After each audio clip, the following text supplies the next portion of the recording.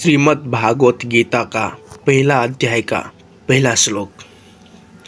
धर्म क्षेत्रीय कुरुक्षेत्रीय समवेतायुत्सव मामका पांडवाश्चैव किम कुर्वत संजय। धृतराष्ट्र बोले, हे संजय, धर्म भूमि कुरुक्षेत्र में इकट्ठे हुए युद्ध की इच्छा वाले मेरे और पांडवों के पुत्रों ने भी क्या किया। दोस्तों, यहाँ पर कुरुक्षेत्र को धर्म क्षेत्र क्यों कहा गया है? क्योंकि कुरुक्षेत्र में देवताओं ने यज्ञ किया था। राजा कुरु ने भी यहाँ तपस्या की थी। यज्ञ जैसा धर्ममय कार्य होने के कारण तथा तपस्या भूमि होने के कारण कुरुक्षेत्र को धर्म क्षेत्र कुरुक्षेत्र कहा गया है। दोस्तों, क्यों महाभारत युद्ध के लिए कुरुक्षेत्र ही चुना गया? दोस्तों, कुरुक्षेत्र केवल लड़ाई भूमि नहीं है, ये कुरुवंशियों की भूमि है। ये तीर्थ भूमि है जिससे प्राणी जीते जी पवित्र कर्म करके अपना कल्याण कर सकते हैं। इसी तरह लौकिक और परलौकिक सब तरह का लाभ हो जाए, ऐसा विचार करके और अपने से श्रेष्ठ पुरुषों की सलाह लेकर युद्ध के लिए ये भूमि चुनी गई है। दोस्तों, संसार में प्राय 3 बातों के लेकर लड़ाई होती है: जमीन, धन और स्त्री।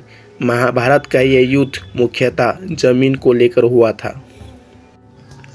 कुरुवंश में धृतराष्ट्र और पांडवों के पुत्र सब एक होते हैं। धृतराष्ट्र और पांडव पुत्र दोनों कुरुवंशी होने के कारण कुरुक्षेत्र तथा राजा कुरु की जमीन पर दोनों का समान हक होता है। लेकिन कुरुओं ने पांडवों को जमीन नहीं दिया, इसलिए कौरव और पांडवों के बीच महाभारत युद्ध हुआ।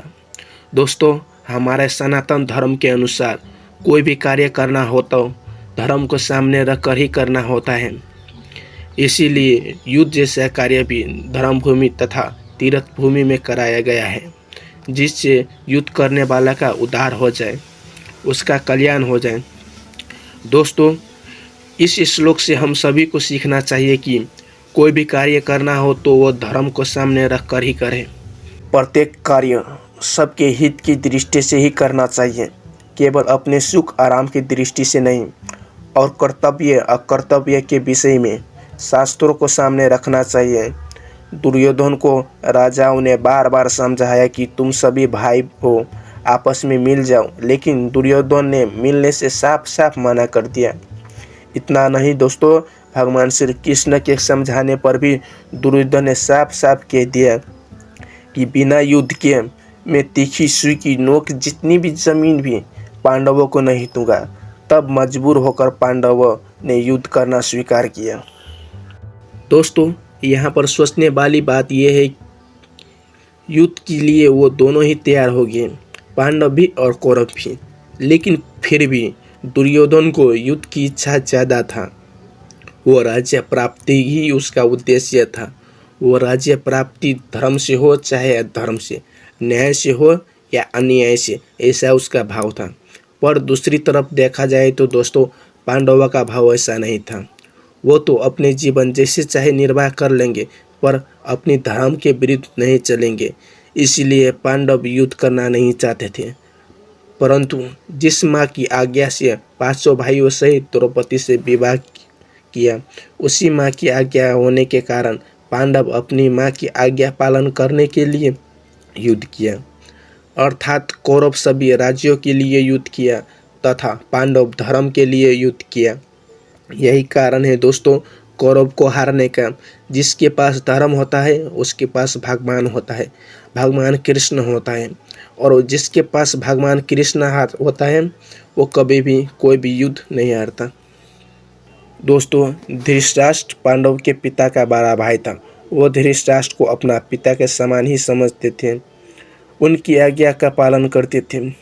लेकिन फिर भी यहाँ पर धृतराष्ट्र ने माम का अर्थात मेरे, पांडव अर्थात पांडव के पुत्र शब्द का उपयोग किया है, क्योंकि धृतराष्ट्र दोनों को एक समान नहीं समझते था।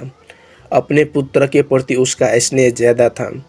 वो दुर्योधन को अपना मानते थे, पर पांडवों को अपना नहीं मानते थे। अगर अपना मानता होता तो यहाँ पर मामका और पांडवा शब्द का उच्चारण नहीं करता, सिर्फ माम का ही बोलता, यानी कि मेरे पुत्र। पर धृतराष्ट्र ने ऐसा ना बोलकर उन्होंने कहा है मेरे और पांडव को पुत्र ने क्या किया। इसी भाव के कारण धृतराष्ट्र के सारे पुत्र मारे गए और धृतराष्ट्र को इसका दुख भोगना पड़ा।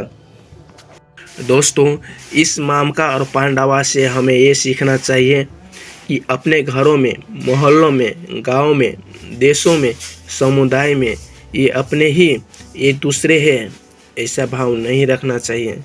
ऐसा भाव से प्रेम स्नेह नहीं रहता, इससे दुख ही मिलता है।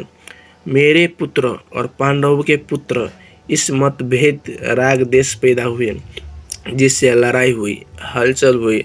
धृतराष्ट्र के भीतर पैदा हुए राग देश का फल ये हुआ कि 100 के 100 कौरव मारे गए और पांडव जीत गया। जैसे दही को बिलौते हैं तो उसमें हलचल पैदा होती है, जिससे मक्खन निकलता है, ऐसे ही मामका और पांडवा का भेद से पैदा हुई हलचल से अर्जुन के मन में कल्याण की अभिलाषा जागृत हुई, जिससे भागवत रूपी मक्खन निकला। तात्पर्य ये है दोस्तों, धृतराष्ट्र के मन में होने वाली हलचल से लड़ाई पैदा हुई, अर्जुन के मन में होने वाली हलचल से गीता प्रकट हुई है। आज के लिए इतना ही दोस्तों। वीडियो पसंद आए तो हमें सपोर्ट कीजिएगा, जल्द ही इसका अगला श्लोक आएगा। धन्यवाद।